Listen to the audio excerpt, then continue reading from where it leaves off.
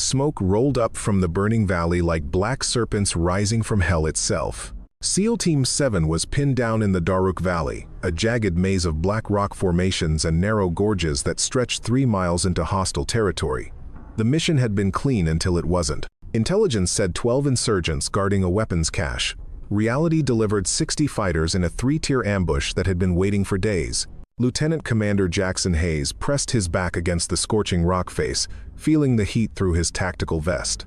Blood soaked through the bandage on his left thigh. Around him, his team was scattered across a 30-meter defensive circle, each man tucked behind whatever cover the unforgiving terrain offered. The sound of incoming fire was constant now, a sustained roar that made communication nearly impossible without screaming. "We're down to 3 magazines per man," Chief Petty Officer Marcus Webb shouted from behind a boulder 15 feet away.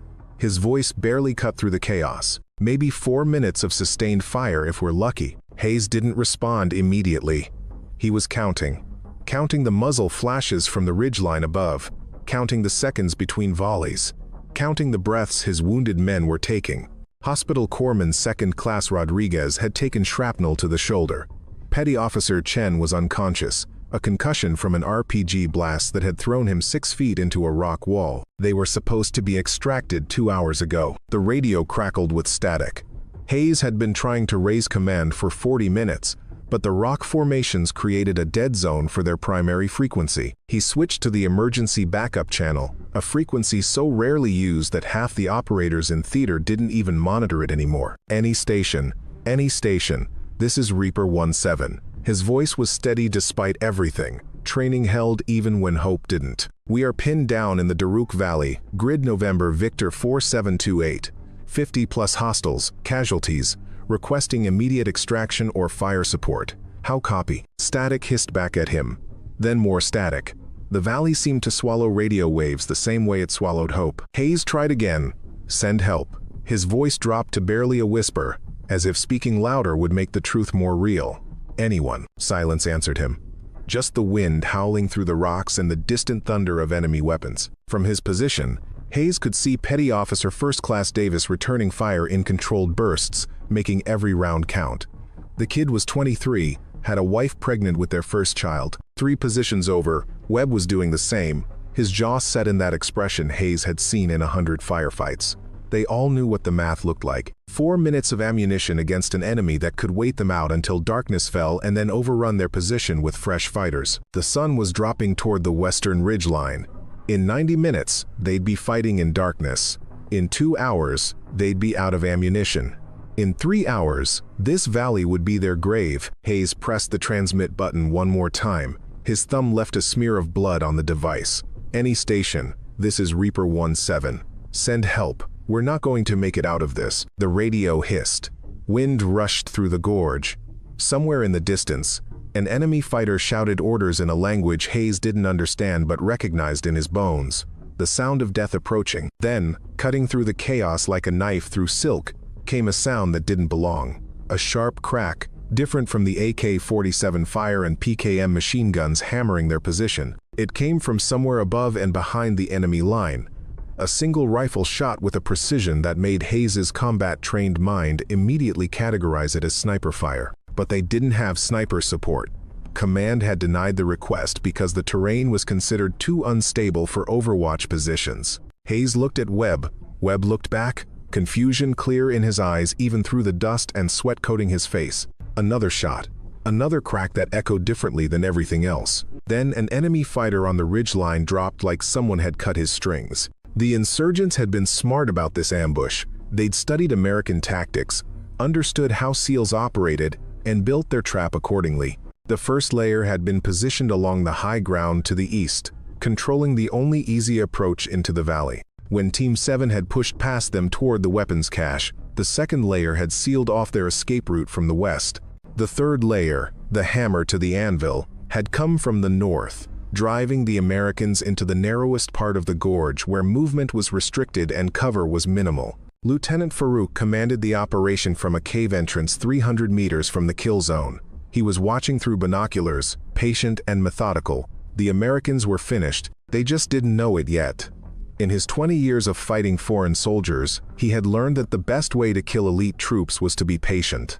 Let them use their ammunition, let them treat their wounded, let them call for help that wouldn't come. Then, when they were weak and desperate, overrun them with numbers they couldn't stop. He had 63 fighters positioned around the valley. The Americans had perhaps 12 men still combat effective. The math was simple, inevitable. Commander, his second-in-command said, crouching beside him, "They've stopped returning as much fire. Maybe 20 minutes and they'll be dry." Farouk nodded. "Send the assault teams to staging positions. When I give the signal, we'll—" The sentence died in his throat as his radioman's head snapped back in a spray of red mist. The man dropped without a sound, his radio tumbling down the rocky slope. For 3 heartbeats, nobody moved. Everyone stared at the dead radio man, trying to understand what had just happened. The shot had come from somewhere behind them, from terrain they controlled. Then another fighter fell, this one positioned on the eastern ridge 200 meters away. Then a third, so quickly after the second that the reports overlapped into a sustained echo. Farouk pressed himself against the cave wall, his mind racing. Who's shooting? Where's it coming from? Nobody had an answer. His fighters were scanning the ridgelines, looking for muzzle flash, trying to identify the threat. But there was nothing, just smoke and heat shimmer and the maze of rock formations that offered 1,000 hiding places. Another shot, another body falling. Fear began to ripple through his forces.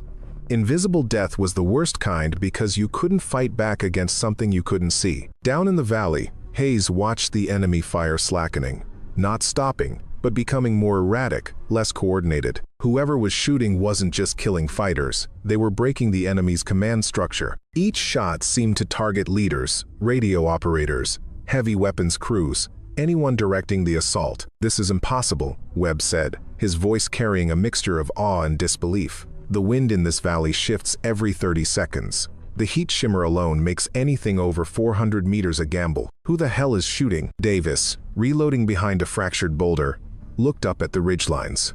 "I don't care who it is.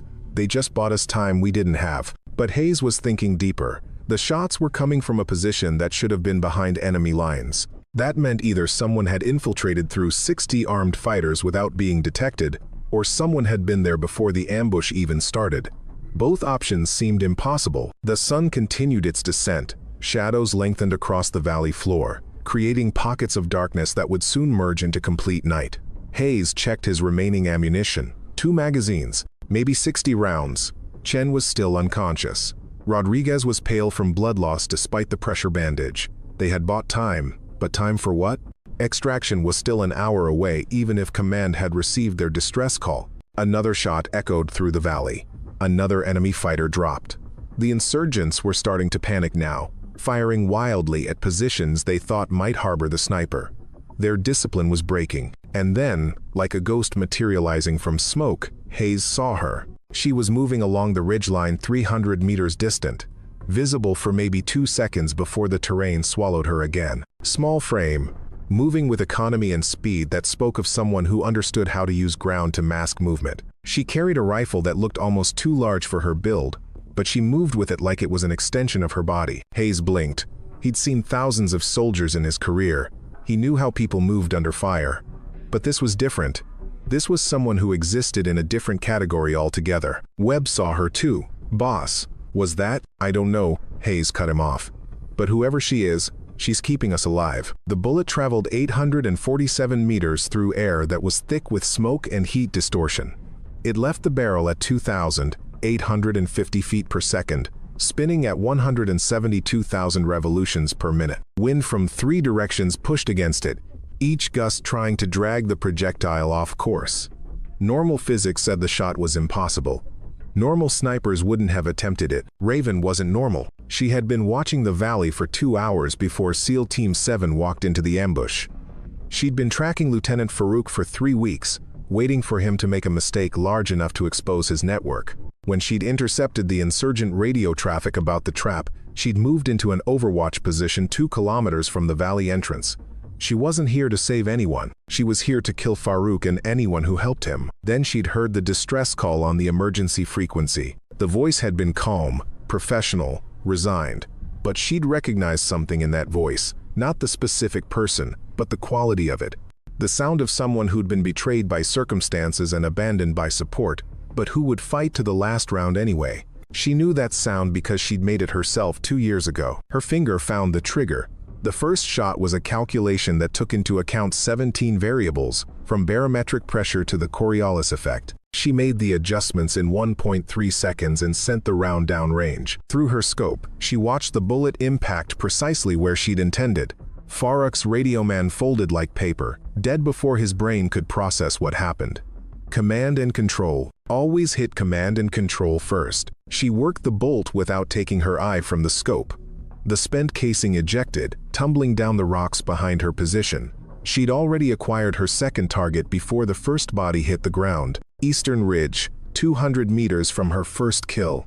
A fighter carrying an RPG, preparing to fire at the trapped Americans. The shot broke as she exhaled. Through the scope, she watched the man's chest cavity explode. The RPG fell from his hands, unfired, and tumbled down the slope. Third target. A squad leader rallying fighters for an assault from the western approach. She could see him pointing, shouting orders, organizing his men for what would be an overwhelming final push against the SEALs' weakened position. She adjusted for a crosswind that had picked up in the last 15 seconds. The bullet found him in the center of mass. He dropped, and the men he'd been organizing scattered, suddenly leaderless and confused. 3 shots, 3 kills, 12 seconds elapsed. Raven shifted position, moving 15 meters to a different vantage point before anyone could triangulate her location from the sound signature. This wasn't sport, this wasn't heroism, this was mathematics and physics applied with absolute precision. Every shot served a purpose. Every kill degraded enemy capability and bought time for the trapped operators below. Through her scope, she watched the insurgents react. They were good fighters, experienced and disciplined. They didn't panic immediately, but they did what all fighters do when faced with an invisible threat. They started looking for the source. Heads turned, rifles pointed at empty ridgelines. Men took cover. That moment of hesitation, that split second when warriors became watchers, was all she needed. She fired again. A machine gun crew that had been pouring fire into the SEAL's position went silent as the gunner collapsed over his weapon. She worked the bolt, acquired the assistant gunner who was reaching for the gun, and put a round through his shoulder. Not a kill shot, but a mobility kill. 1 wounded man was more disruptive to unit cohesion than 1 dead man. 5 seconds later, a spotter team on the southern ridge became 2 corpses. The math was simple. The insurgents had numbers. She had skill and position and the element of complete surprise. As long as she maintained those advantages, she could control the battlefield, but she knew it wouldn't last. Someone smart would eventually start working backward from bullet trajectories. Someone would notice the pattern of deaths and extrapolate her general area. She had maybe 2 more minutes before suppressing fire would start coming her way. She made those 2 minutes count. 7 more shots. 7 more casualties. Each one carefully chosen to maximize disruption. Radio operators, squad leaders, heavy weapons crews, anyone whose death would create a command vacuum or eliminate a force multiplier. Down in the valley, she watched the SEALs start to move more freely. They were using the chaos she'd created to reposition, to consolidate their wounded, to prepare for whatever came next. They didn't know who was helping them, but they knew someone was. That was enough. Raven chambered another round and found her next target. Her real name was classified in files that most Pentagon officials didn't have clearance to access. Her service record had been redacted and buried under so many layers of operational security that it might as well not exist. In the black operations community, among the Tier 1 operators and intelligence analysts who dealt in the currency of impossible missions, she was known by a single call sign: Shadow Raven. The legend had started 6 years ago in Syria.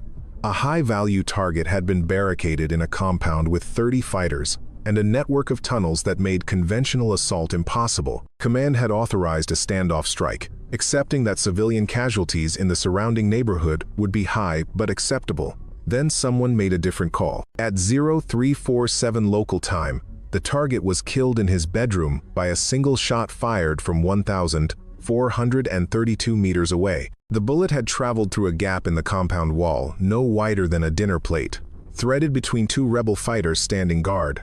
entered through a partially open window, and found its mark with such precision that the forensics team initially thought it was a close-range execution. Shadow Raven had been 43 kilometers away when dawn broke. Nobody saw her arrive. Nobody saw her leave. After that, the stories multiplied. A weapons dealer in Yemen, a warlord in Somalia, a terrorist financier in Pakistan.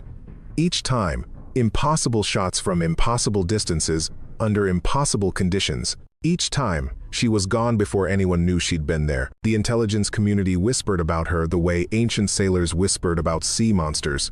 Some said she was a joint task force asset. Others claimed she was CIA paramilitary. A few insisted she was a freelancer who worked for whoever could afford her price. All of them agreed on one thing. If Shadow Raven was hunting you, you were already dead. You just didn't know it yet. 2 years ago, the legend stopped. A mission in Afghanistan had gone wrong. Details were scarce even in the classified reports, but the outcome was clear. An entire operations team had been killed in an ambush. Shadow Raven was listed among the casualties, though no body was ever recovered. The Pentagon held a closed-door memorial. Her name was added to the classified list of fallen operators whose sacrifices could never be publicly acknowledged. The legend died with her, filed away in the archives of secret wars and ghost soldiers. Except legends don't die. They just wait. Now she was here, in this forgotten valley, watching through a scope that cost more than most cars. Her rifle was a custom build, a Macmillan TAC-50 modified beyond anything the manufacturer would recognize.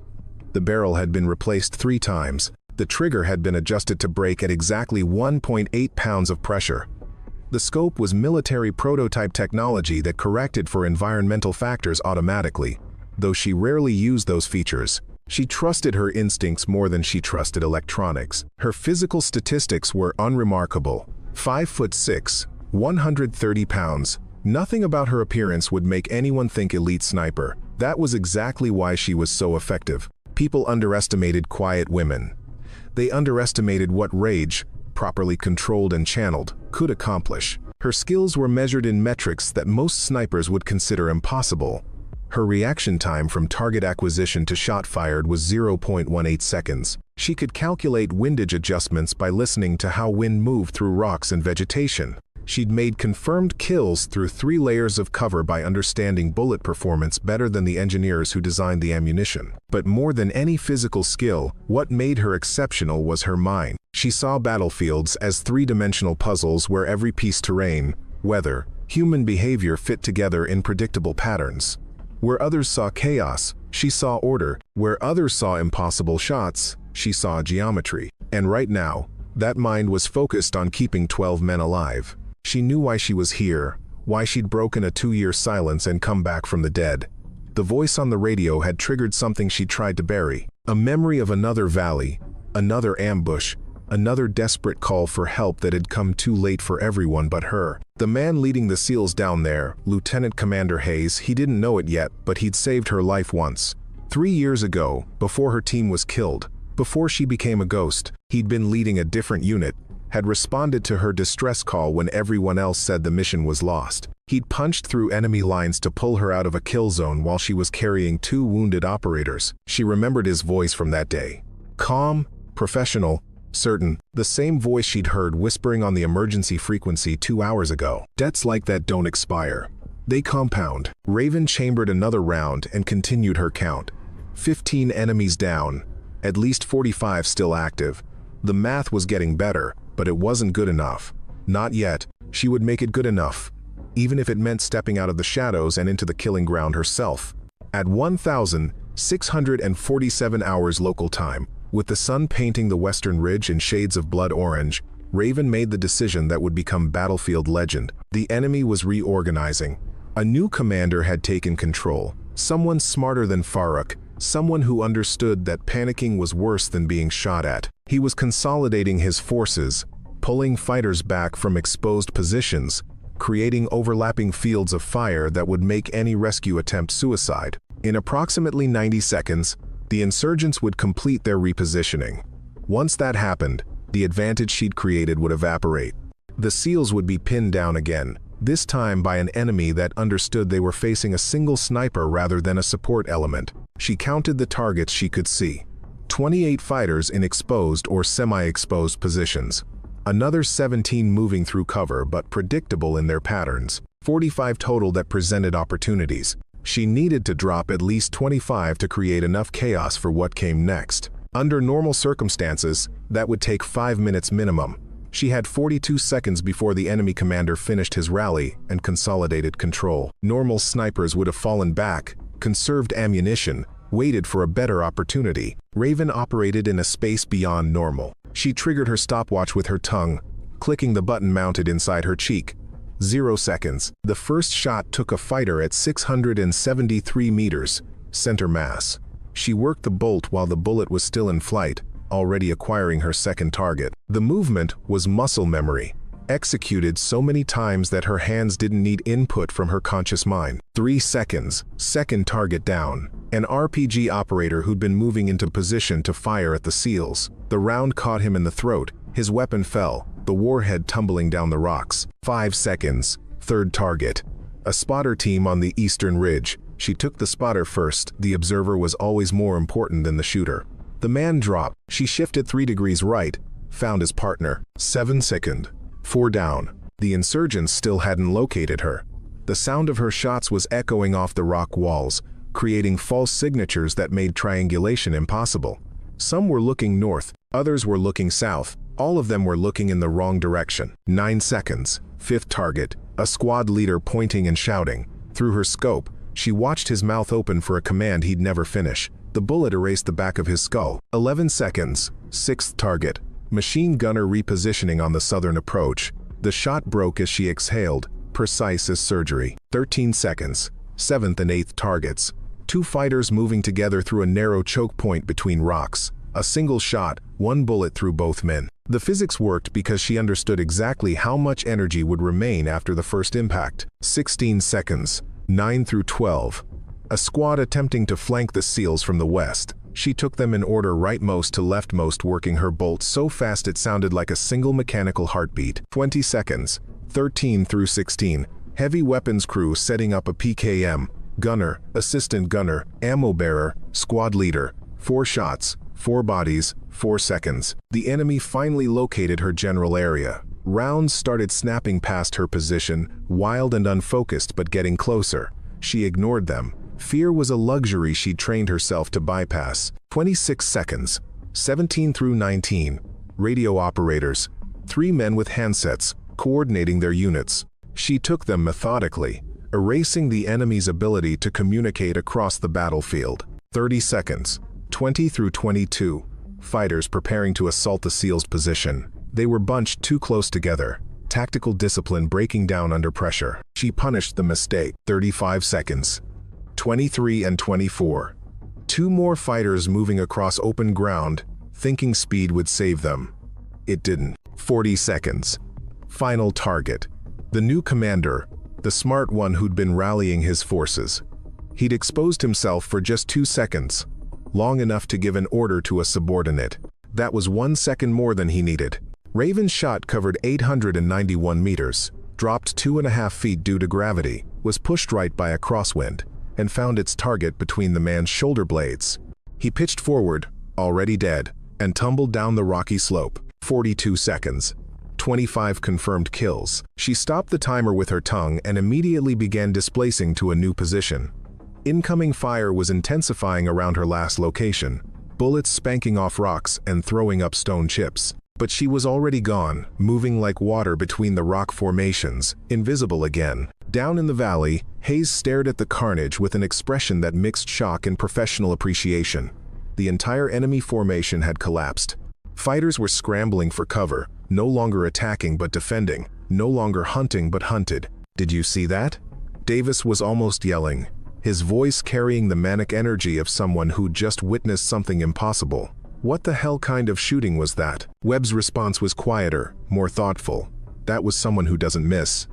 Ever." Hayes knew they had a window, maybe 5 minutes before the insurgents regrouped enough to be dangerous again. 5 minutes to consolidate position, treat wounds, prepare for whatever came next. He keyed his radio, switching to the emergency frequency. "Unknown friendly, this is Reaper 17. Acknowledge if you're receiving." Static. Then a voice, female, filtered through what sounded like a voice modulator. Cold as winter steel. Move to the North Ravine, 200 meters. You have 6 minutes before they regroup. Who is this? Hayes asked. Someone who's about to get you out of hell. Start moving. Now. The transmission ended. Hayes looked at his team.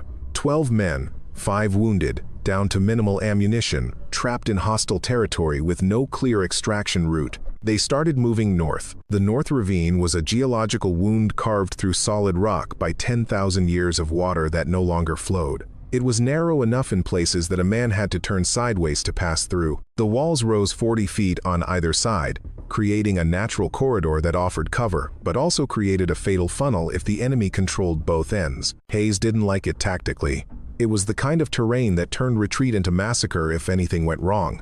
But the alternative was staying in their current position until they ran out of ammunition and hope. Move, he ordered, and his team obeyed. They carried Chen between them, his unconscious weight distributed across 4 men. Rodriguez was ambulatory but barely, one arm hanging useless, the other clutching his rifle. They moved in tactical formation even though speed was more important than security. Training held even when logic said to run. Raven watched them from an outcropping 60 meters above the ravine entrance. She counted them as they passed below. 12 operators, exactly what the intelligence had predicted. 1 unconscious, 2 wounded, the rest combat effective but exhausted. They moved well despite everything, maintaining spacing and cover discipline. When the last man entered the ravine, she moved. The descent should have taken 5 minutes. She made it in 90 seconds, flowing down the rock face using handholds that wouldn't have supported a normal climber. Her body weight was redistributed across 4 points of contact at all times. Movements precise and controlled, no wasted energy. She hit the ravine floor without sound and immediately moved toward the SEAL's position. Hayes saw her coming and nearly shot her. His rifle came up, finger on the trigger, before his combat brain processed what his eyes were seeing. Small frame, female, moving toward them without weapons raised. The rifle she carried was slung across her back, a massive weapon that looked wrong on her build. She wore black tactical gear that had been modified so extensively it was barely recognizable as commercial equipment. Her face was covered by a mask that rendered her features anonymous. "Identify yourself," Hayes commanded, keeping his rifle raised but not pointing directly at her. She stopped 3 meters away. Her eyes, the only feature visible behind the mask, were gray, cold, and assessed him in a single glance that probably cataloged his ammunition status, injury condition, and tactical capability. "Shadow Raven," she said. Her voice was unfiltered now, no longer passing through electronic modulation. It was younger than he'd expected, mid-30s maybe, but it carried weight that had nothing to do with age. "We move. Now." Webb stepped forward, his own weapon still raised. "We don't move anywhere until you explain what the hell is happening. How do you know our call sign? Why are you here?" Raven didn't answer immediately. Instead, she moved past him to where Chen lay unconscious. She knelt, performed a rapid trauma assessment that was clearly informed by medical training, then looked up at Hayes. "Moderate concussion, possible skull fracture. He needs a hospital in the next 3 hours, or brain swelling will kill him." She stood. "Your other wounded has compound fracture of the left humerus and approximately 0.7 liters of blood loss. Also needs evac within 3 hours. "That doesn't answer the question," Hayes said. But his rifle had lowered slightly. The clinical assessment was accurate. He'd reached the same conclusions with Rodriguez earlier. 3 years ago, Helmand Province, you pulled me out of an ambush," Raven said flatly. "My entire team was dead. You came anyway. I remember your voice. You kept saying, 'Stay with me,' while carrying me and 2 others through half a kilometer of enemy fire." Hayes stared at her. The memory was there, vague and distant. A dozen missions like that. 100 wounded operators. He'd responded to a distress call because that's what you did. He didn't remember faces. He'd never even gotten the name of the woman he'd carried. "That was you?" "That was me. Before." She gestured vaguely at herself, at the gear and weapons and the mask that made her anonymous. "You saved my life. Today I'm returning the favor. We can have the emotional reunion later. Right now, you have approximately 4 minutes before the insurgents reorganize and realize you're in this ravine." She was right. Hayes could already hear movement echoing off the rocks, the sound of dozens of men regrouping, their discipline returning as the shock of the sniper attack wore off. "What's the plan?" he asked. "I get you to the extraction point alive, Raven unslung her rifle. You follow my instructions exactly. No questions, no hesitation. Trust me or die here. Choose now. It wasn't really a choice. Hayes nodded. Good, Raven said. She pointed north along the ravine. 200 meters that way. The ravine splits. We take the western branch. 50 meters after that, there's a collapsed section with enough space to move through single file. That's where they'll try to trap us. How do you know? Because that's where I'd do it. She chambered around. And because I've been planning this extraction for the last 90 minutes while keeping you alive. Move. They moved. Raven took point, her rifle up, scanning. Hayes followed with 3 men. The wounded were in the middle, protected on all sides. Webb brought up the rear with the remaining operators. The ravine narrowed. Sound changed, becoming more focused, every footstep and equipment rattle amplified by the rock walls. Somewhere behind them, Hayes heard voices. The insurgents had found the ravine entrance. Contact rear, Webb reported calmly. Multiple hostiles entering the ravine approximately 100 meters back. Maintain movement, Raven said without turning around. They won't catch us before we reach the split. How can you be sure? Because I'm about to slow them down. She stopped at a section where the ravine bent sharply. Reaching into her pack, she produced 2 devices that Hayes recognized as Claymore mines. She placed them quickly, professionally, angling them to create overlapping kill zones in the narrow space. The setup took 18 seconds. Keep moving, she said. When you hear the boom, do not stop, do not return fire. Just move. They reached the split in the ravine 30 seconds later. The western branch was narrower, steeper, filled with loose rock that shifted underfoot. Behind them, the voices grew louder. The insurgents were pushing hard, probably assuming the trapped Americans would be easy prey in the confined space. The claymores detonated with a sound like God's hammer striking an anvil. The blast funneled through the ravine, amplified by the rock walls. Screaming followed. Then silence. That bought us 3 minutes, Raven said. Maybe 4, if they're smart enough to be cautious. Pick up the pace. The western branch of the ravine was a nightmare of loose scree and sharp switchbacks that climbed steadily upward. For men already exhausted, carrying wounded, low on water and ammunition, it was an almost vertical hell. But Raven set a pace that was brutal and never slowed. She moved like someone who understood that slow meant death and discomfort was irrelevant.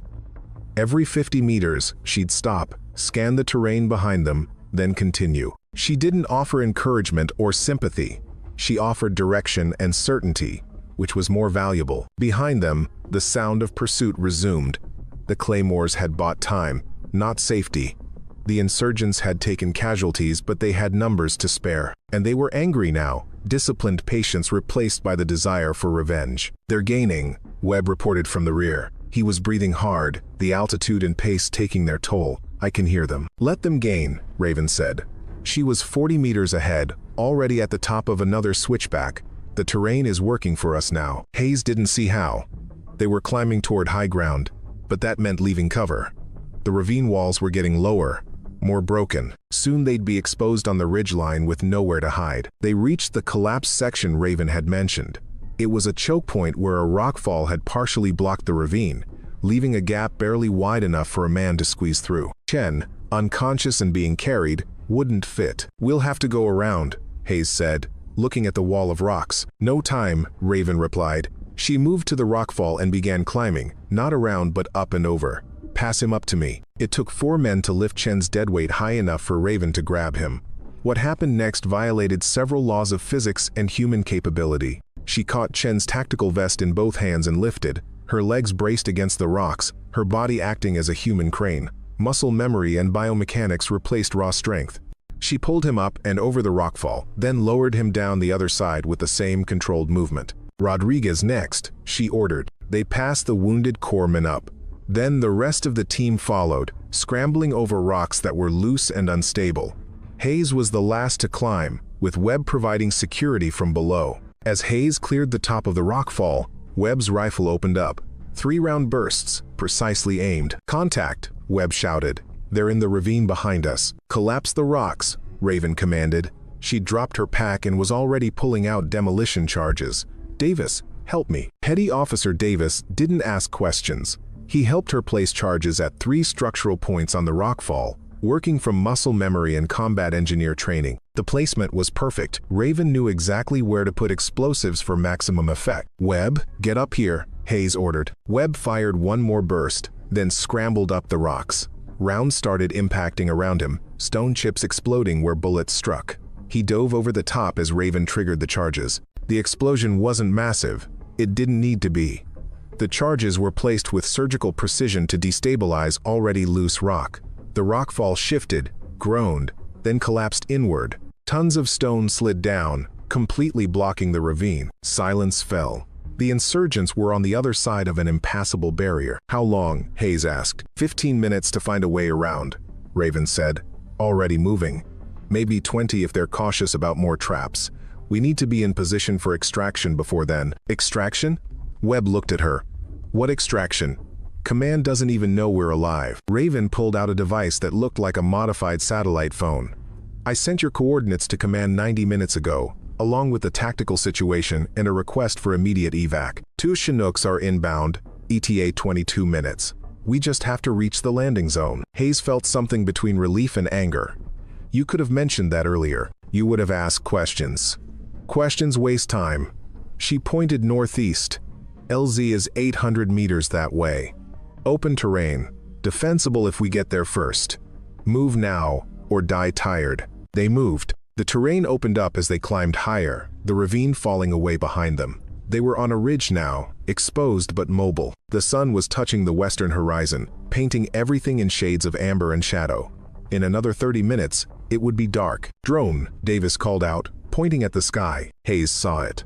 A small quadcopter, civilian model, circling about 200 meters distant. The insurgents had eyes on them again. Raven tracked it with her rifle for 2 seconds, then fired. The drone exploded in midair, components raining down. "They know where we are," she said calmly. "Doesn't matter.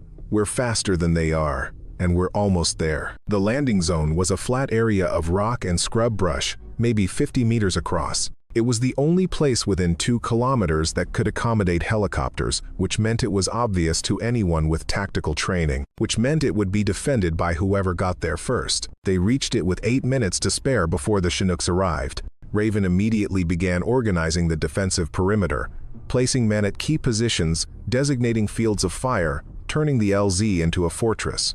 "They're coming," Webb said, looking back down the ridge. Movement was visible now, maybe 60 fighters spread across the terrain, advancing cautiously. Raven checked her watch. 7 minutes. "We hold for 7 minutes, against 60. Rodriguez, pale and shaking from blood loss, still managed to sound skeptical. "Against 600 if necessary," Raven replied. She raised her rifle and found her first target. "Welcome to the last stand. Make it count." The natural stone bridge had been formed by erosion over millennia, a narrow arch of rock that spanned a 30-foot gap between 2 cliff faces. It was the only practical approach to the landing zone from the direction the insurgents were coming. Everything else was either sheer cliff or terrain so broken that moving through it under fire would be suicide. Raven had seen this terrain on satellite images 2 weeks ago when she'd been tracking Farouk. She'd studied it, memorized it, built tactical plans around it without knowing she'd ever need them. That was her nature, always planning, always 3 steps ahead. Now that planning would save lives. "They have to come across that bridge," she told Hayes, pointing to the stone arch. "Single file, totally exposed. We turned this into a kill zone." Hayes looked at the bridge, then at their ammunition situation. They were down to maybe 300 rounds total across the entire team. Against 60 fighters, that math didn't work. "We don't have enough ammunition for sustained defense," he said. "We don't need sustained defense. We need 7 minutes of terror." Raven was already unpacking her remaining demolition equipment. "I'm going to give them that." She ran toward the bridge with Davis following. The insurgents were still 400 meters out, moving cautiously, expecting traps. They were right to expect them. Raven placed charges on both sides of the bridge's narrowest point. Not enough to destroy it completely, she wanted it weakened, unstable, deadly. While she worked, Davis provided security, his rifle tracking the approaching fighters. "They're in range," Davis said. "Let them come closer." Raven's hands moved with practiced efficiency, setting timers and backup triggers. "We want them committed to the bridge." They ran back to the defensive line. Raven took position next to Hayes, her rifle up, scanning through the scope. The first insurgents reached the bridge.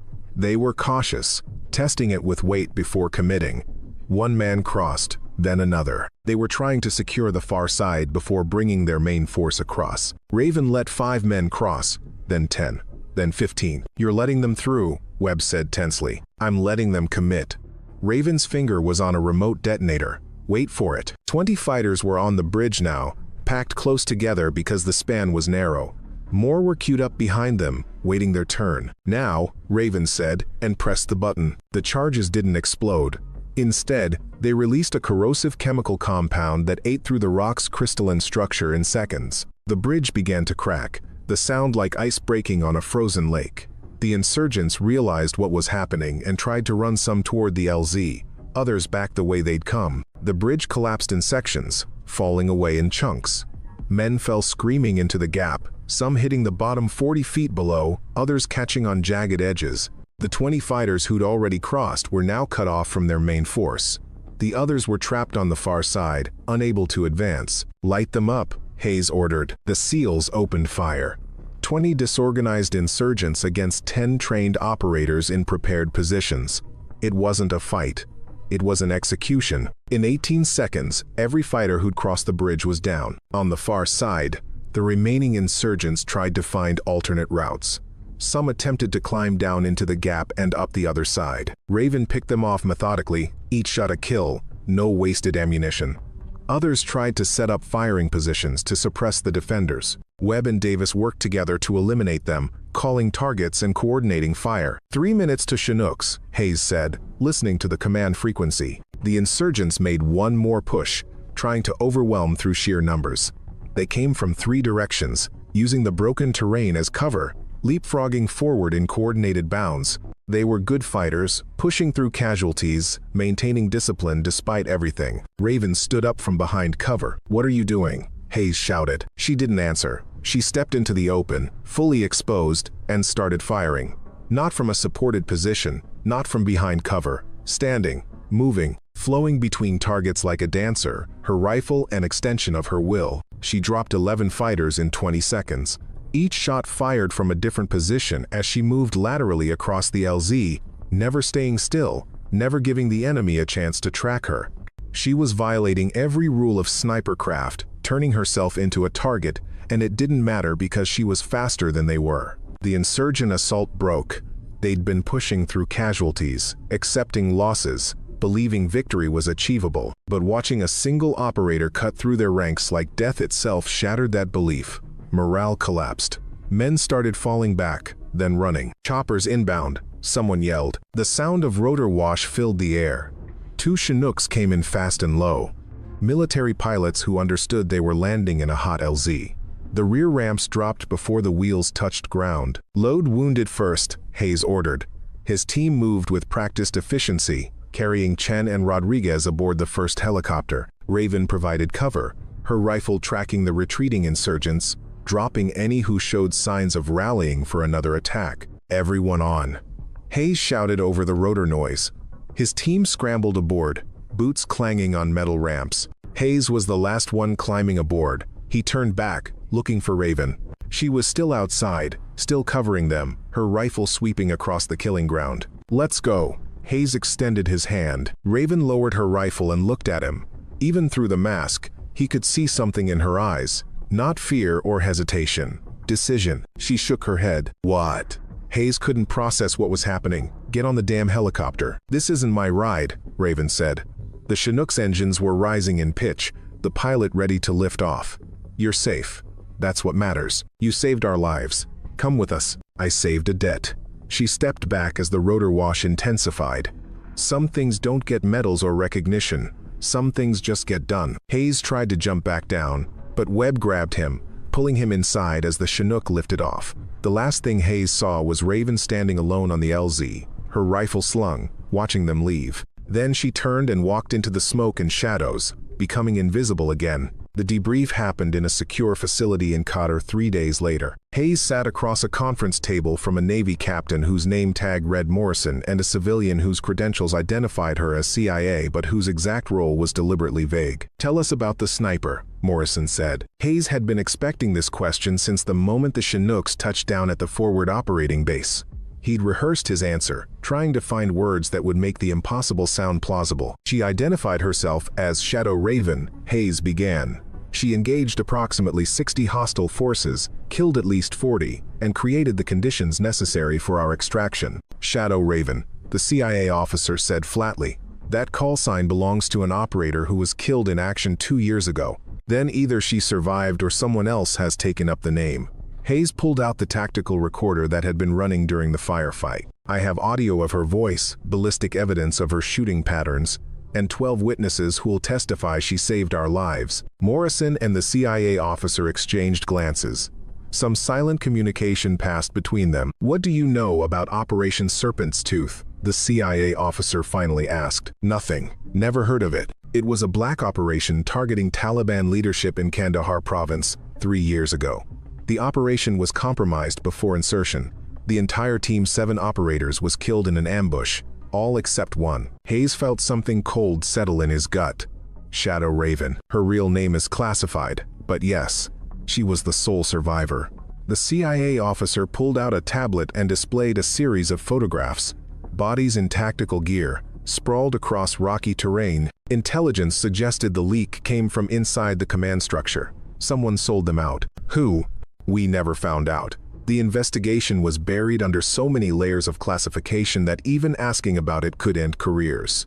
Morrison leaned forward. Shadow Raven went dark after that. No contact, no sightings, nothing. Command assumed she'd either died from wounds we didn't know about or was so deep undercover that she couldn't risk communication. Hayes thought about the woman he'd seen. The skill, the cold precision, the way she'd move through the battlefield like a ghost. She wasn't working with us. She was working parallel to us. What does that mean? Morrison asked. She had her own mission, her own targets. We just happened to get caught in the same battle space. Hayes remembered how she'd been positioned hours before his team entered the valley. She was hunting someone. The CIA officer's expression didn't change, but Hayes saw recognition in her eyes. Lieutenant Ahmed Farouk, Taliban commander, intelligence asset. We'd been tracking him for 6 months. Was? His body was found 3 days ago with a single bullet wound. Matched the ballistic profile of the rounds that saved your team. So that was it. Raven hadn't come to save them. She'd come to kill Farouk. Saving the SEALs had been a bonus, or perhaps a repayment of an old debt. She'd accomplished both missions simultaneously, then disappeared back into whatever darkness she'd emerged from. Where is she now? Hayes asked. Unknown. Morrison closed the file. Officially, Shadow Raven is still listed as killed in action. This debriefing is classified above top secret. You and your team will sign non-disclosure agreements that carry criminal penalties for violation. You're going to pretend she doesn't exist? We're going to acknowledge that someone with exceptional capabilities assisted in your extraction. Identity unknown, status unknown. The CIA officer stood. The truth about Shadow Raven, about what happened to her team, about why she disappeared, that stays buried. For her protection as much as operational security. Hayes understood. In the world of black operations, some secrets were kept not because they needed to be hidden, but because revealing them would destroy the people they were trying to protect. If word got out that Shadow Raven was alive, that she was operating independently, hunting targets without official sanction, she'd become a liability that would need to be eliminated, so she'd remain dead. A ghost story. A legend that operators whispered about but could never prove. She told me something before she left, Hayes said quietly. She said she was repaying a debt. I pulled her out of an ambush 3 years ago. I didn't know it was her at the time, but she remembered. That's the kind of person she was, Morrison said, using past tense deliberately. Loyal beyond reason. That loyalty is what got her team killed, and it's probably what will get her killed eventually. Hayes wanted to argue, but he knew it was true. People like Raven didn't retire. They didn't fade into civilian life. They burned bright and fast, consuming themselves in service of missions that would never be acknowledged. He signed the non-disclosure agreement. So did his entire team. The incident was classified, redacted, buried under enough paperwork that it would never surface. But Hayes kept the tactical recorder. And late at night, when the nightmares about that valley came back, he'd listen to that voice one more time. Move to the North Ravine.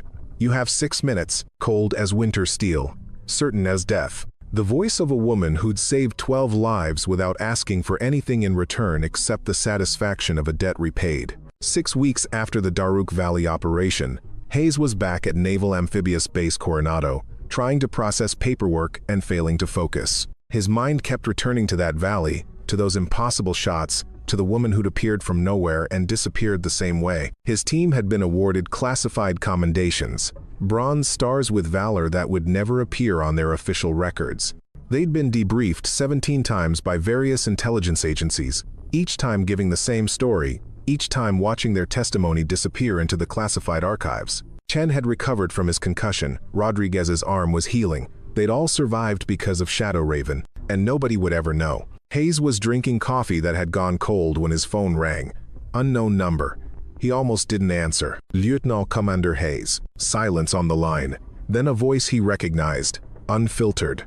Real. The debt is paid, Shadow Raven said. We're even now. Wait, Hayes started. But she was still talking. What happened in Kandahar? What happened to my team? I made peace with it. Took 2 years and a lot of blood. But I made peace. A pause. You pulled me out of hell once. I pulled you out. We're balanced. Where are you? Somewhere safe. Somewhere they can't find me. Another pause, longer this time. I wanted you to know something. What you did 3 years ago, coming for me when everyone said the mission was lost, that mattered. You showed me that some people still believe in the old code. Honor, loyalty, sacrifice. Is that why you came? Hayes asked. Because of the code? I came because I heard your voice calling for help, and I remembered mine calling for the same thing. I came because some debts transcend orders and allegiances. Her voice softened slightly, and I came because Farouk needed to die, and you were in my way. 2 birds, 1 stone. Despite everything, Hayes smiled. Practical, always. He heard wind on her end, the sound of somewhere remote. Take care of your team, Commander. The world's running out of people who remember why we fight. Will I hear from you again? Probably not. A long pause. But if you ever find yourself in a valley with no way out, whispering for help into a radio that nobody's answering, look up at the ridgelines. Look for the impossible shot. The line went dead. Hayes sat in his office, phone still pressed to his ear, listening to the empty static. Outside, teams were training. Helicopters passed overhead. Life in the SEAL community continued its relentless pace. Somewhere in the world, a woman with a rifle was watching her own ridgeline, taking her own impossible shots, fighting a war that would never make headlines. The official report on the Daruk Valley incident remained classified, but in the bars where Tier 1 operators drank, in the quiet moments between missions when warriors told stories they'd never put in writing, a new legend began to circulate. They spoke of a sniper who could kill from distances that violated physics. They spoke of 42 seconds when 25 enemies fell like wheat before a scythe. They spoke of a woman who appeared when SEALs whispered for help, who'd drop from the sky like a bird of prey, who'd disappear back into legend before anyone could thank her. They called her Shadow Raven, and they swore she was real. Most of the stories were exaggerated, some of the details were wrong, but the core truth remained, passed from operator to operator like a sacred text. If you're trapped in hell and you call for help, she might come, she might not. But if she does, you'll know because the enemy will start dying in ways that seem impossible. And when it's over, when you're safe and she's gone, you'll spend the rest of your life wondering if she was real, or if death itself had taken your side for just long enough. Hayes knew she was real. He'd looked into those gray eyes. He'd watched her move through a battlefield like a force of nature. He'd heard her voice, calm and certain, guiding him to safety. He went back to his paperwork, but his eyes kept drifting to the window, to the California sky, to the space between Earth and heaven where myths were made. Somewhere out there, Shadow Raven was hunting. Some new target, some new mission, some new debt to repay or wrong to right. She was alone, as she'd always been alone, as she'd probably always be. But she wasn't forgotten, not by the 12 men whose lives she'd saved, not by the community that whispered her name in darkness. The world would never know what she'd done.